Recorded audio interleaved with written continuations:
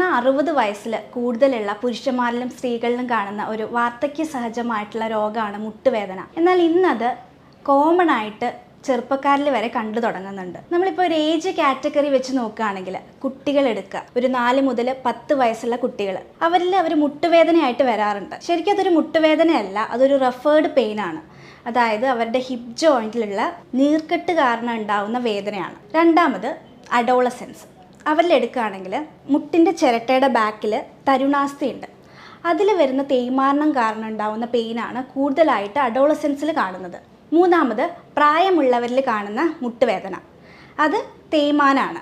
അതിനെയാണ് നമ്മൾ പറയുന്നത് ഓസ്റ്റിയോ ആർത്രൈറ്റിസ് എന്ന് പറയുന്നത്. കൂടുതലും അത് സ്ത്രീകളിലാണ് കാണുന്നത്.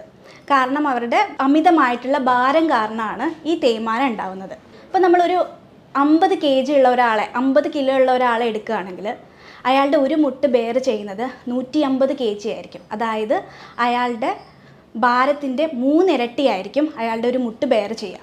അപ്പോൾ അയാളിപ്പോൾ ഒരു kg കുറയ്ക്കുക എന്ന് പറയുന്നത് ഒരു 3 kg കുറയ്ക്കുന്നതിന് തുല്യമാണ്.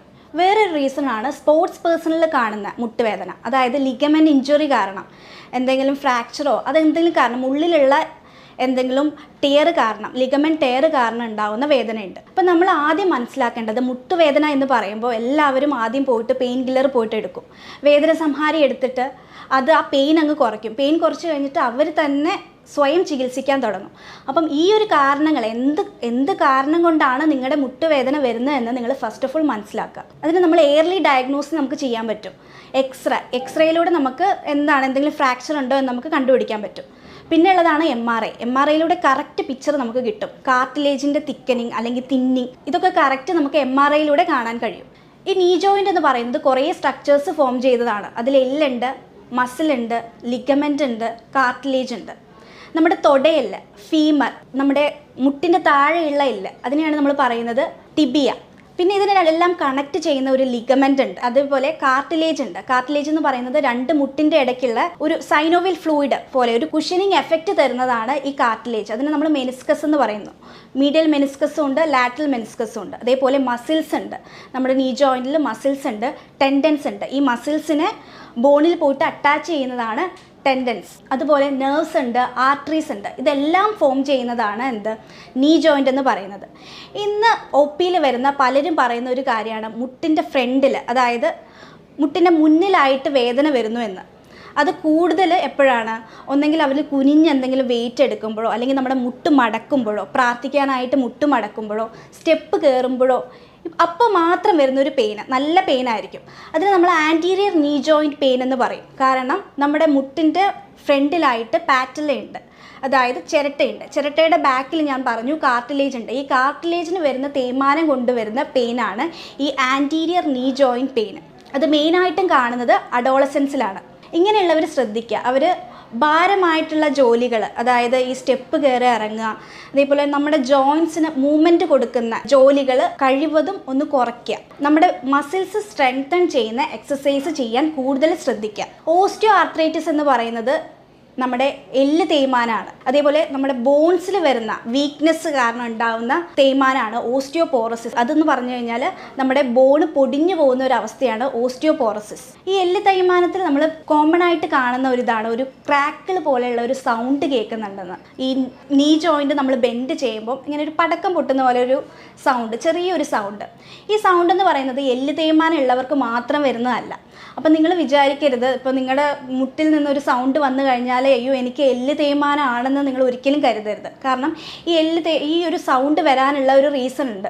ഒന്നാമത് ഞാൻ പറഞ്ഞു, നമ്മുടെ 2 മുട്ടിൻ്റെ ഇടയ്ക്ക് സൈനോവിൽ ഫ്ലൂയിഡ് ഉണ്ട്. ഈ ഫ്ലൂയിഡിൽ പ്രോട്ടീൻസ് ഉണ്ട്, അതേപോലെ ഗ്യാസ് ഉണ്ട്, നൈട്രജൻ ഉണ്ട്, ഓക്സിജൻ ഉണ്ട്, കാർബൺ ഡയോക്സൈഡ് എല്ലാം ഉണ്ട്. അപ്പം ഈ ഗ്യാസ് നമ്മൾ മൂവ് ചെയ്യുമ്പോൾ, നമ്മൾ നീ ജോയിൻറ്റ് മൂവ് ചെയ്യുമ്പം ഈ ഗ്യാസ് പൊട്ടുന്നതാണ് ഈ സൗണ്ടായിട്ട് നമുക്ക് കേൾക്കുന്നത്. അപ്പം അതിന് നമ്മൾ വെറും പറയുന്നത് നക്കിൾസ് എന്നാണ്. നമ്മളിപ്പം ഞൊട്ട പൊട്ടിക്കുമ്പോഴൊരു സൗണ്ട് ഇല്ലേ, അതാണ് ആ ഒരു സൗണ്ട്.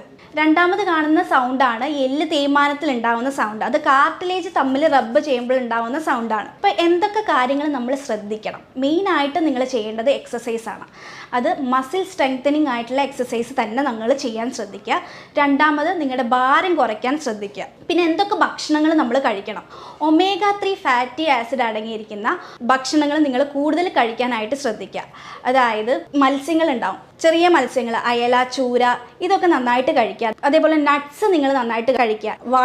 വാൾനട്ടിലൊക്കെ ഒരുപാട് omega-3 ഫാറ്റി ആസിഡ് അടങ്ങിയിട്ടുണ്ട്. അതേപോലെ വെജിറ്റേറിയൻസിലാണെങ്കിൽ അവർക്ക് അവക്കാഡോ നന്നായിട്ട് കഴിക്കുക. പിന്നെ പ്രോട്ടീൻ അടങ്ങിയിട്ടുള്ള ഫുഡ് കഴിക്കുക. കടല, പരിപ്പ്, ഇതൊക്കെ നിങ്ങൾ രാവിലെ മുളപ്പിച്ചോ അല്ലാതെയോ ആയിട്ട് കഴിക്കുക. കാൽഷ്യം അടങ്ങിയിരിക്കുന്ന ഫുഡ് കഴിക്കുക. മിൽക്ക്, കേർഡ്, യോഗട്ട്, ഇതൊക്കെ നന്നായിട്ട് കഴിക്കുക. അതേപോലെ വെജിറ്റബിൾസ്, ലീഫി വെജിറ്റബിൾസ് കൂടുതലായിട്ട് കഴിക്കുക. നിങ്ങളുടെ മുട്ടുവേദന റെഡ്യൂസ് ചെയ്യാൻ പറ്റിയ 2 ടിപ്സ് ഞാൻ പറഞ്ഞു തരാം. ഒന്ന്, കടുകെണ്ണയില്ലേ, അത് 1 സ്പൂൺ നിങ്ങൾ എടുത്തിട്ട് അത് ഹീറ്റ് ചെയ്യാം. ചൂടാക്കിയിട്ട് നിങ്ങളുടെ വേദനയുള്ള ഭാഗത്ത് പുരട്ടി കൊടുക്കുക. നല്ലൊരു റിലീഫ് കിട്ടും. രണ്ടാമത്, ഹോട്ട് ആൻഡ് കോൾഡ് കംപ്രഷൻ. നിങ്ങൾ 1 മിനിറ്റ് ഇപ്പോൾ ചൂട് പിടിപ്പിക്കുകയാണെങ്കിൽ അടുത്ത മിനിറ്റ് നിങ്ങളവിടെ കോൾഡ് കംപ്രഷൻ കൊടുക്കുക. അതിങ്ങനെ നിങ്ങൾ മാറ്റി ഓൾട്ടർനേറ്റ് ആയിട്ട് ചെയ്യാം. ഒരു മിനിറ്റെങ്കിലും നിങ്ങൾ അങ്ങനെ ചെയ്യാം.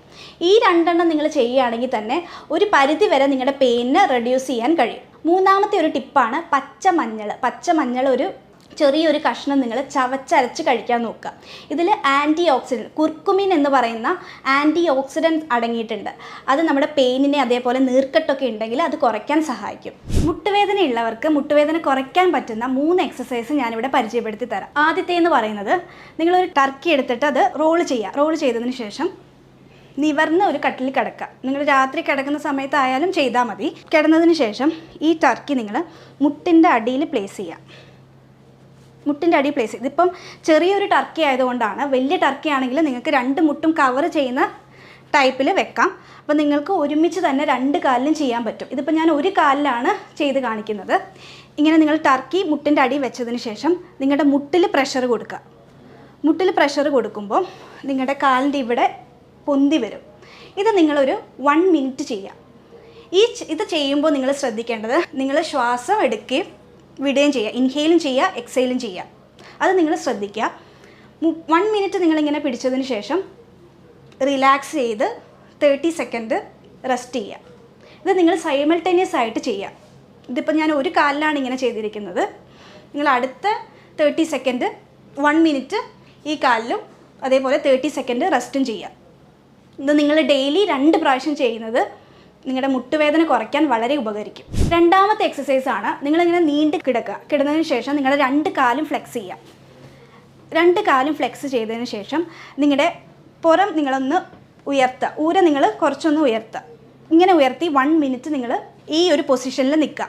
ഈ സമയം നിങ്ങൾ ഇൻഹെയിലും ചെയ്യണം, എക്സെയിലും ചെയ്യണം. ഈ സമയത്ത് നിങ്ങളുടെ ഇവിടുത്തെ മസിലാണ് സ്ട്രെങ്തൻ ചെയ്യുന്നത്. നിങ്ങൾ 1 മിനിറ്റ് ഇങ്ങനെ നിന്നതിന് ശേഷം റിലാക്സ് ചെയ്യുക, 30 സെക്കൻഡ് റെസ്റ്റ് ചെയ്യുക. ഇത് ഡെയിലി നിങ്ങളൊരു 5 ടൈംസ് ചെയ്യുക. നിങ്ങളുടെ നീ ജോയിൻറ്റ് പെയിന് കുറയുന്നത് നിങ്ങൾക്ക് കാണാൻ പറ്റും. മൂന്നാമത്തെ എക്സസൈസാണ്, നിങ്ങളൊരു ചെയർ ഉണ്ടെന്ന് സങ്കല്പിച്ചിട്ട് ഇരിക്കുക. ഒരു 10 സെക്കൻഡ് നിങ്ങളിങ്ങനെ ഇരിക്കുക. അത് കഴിഞ്ഞ് എഴുന്നേൽക്കുക, വീണ്ടും ഇരിക്കുക, എഴുന്നേൽക്കുക. ഇങ്ങനെ നിങ്ങളൊരു 5 തവണ ചെയ്യുക. ഇത് നിങ്ങളുടെ മസിൽ സ്ട്രെങ്തൻ ചെയ്യാൻ പറ്റിയ ഒരു വളരെ നല്ലൊരു എക്സസൈസാണ്.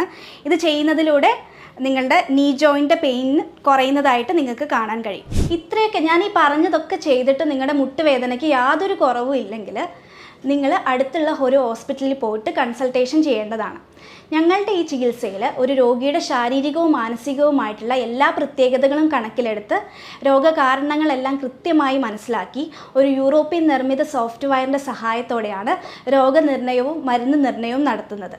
ശേഷം നമ്മുടെ ഹോമിയോപ്പതിയുടെ ജന്മനാടായ ജർമ്മനിയിൽ നിന്ന് ഡയറക്റ്റ് ഇമ്പോർട്ട് ചെയ്ത പൊട്ടൻസി മരുന്നുകൾ ഉപയോഗിച്ചാണ് ഇവിടെ ചികിത്സ നടത്തുന്നത്. നിങ്ങൾക്ക് നേരിട്ട് ഹോസ്പിറ്റലിൽ വരാൻ ബുദ്ധിമുട്ടാണെങ്കിൽ ഓൺലൈൻ വഴി കൺസൾട്ടേഷൻ നടത്തിയതിന് ശേഷം നിങ്ങളെ ഫോണിൽ വിളിച്ച് നമ്മൾ ഡീറ്റെയിൽ എടുത്തതിന് ശേഷം മെഡിസിൻ നമ്മൾ കൊറിയറായിട്ട് അയച്ചു തരുന്നതായിരിക്കും. ഈ ഒരു മുട്ടുവേദനയെക്കുറിച്ച് നിങ്ങൾക്ക് എന്തെങ്കിലും കൂടുതൽ അറിയാനുണ്ടെങ്കിൽ നിങ്ങൾക്ക് താഴെ കാണുന്ന നമ്പറിൽ എന്നെ കോൺടാക്റ്റ് ചെയ്യാവുന്നതാണ്. സ്നേഹത്തോടെ ഡോക്ടർ ഐറിൻ. വീണ്ടും ഒരു ഹെൽത്ത് ടോപ്പിക്കുമായിട്ട് കാണുന്നത് വരെ താങ്ക് യു.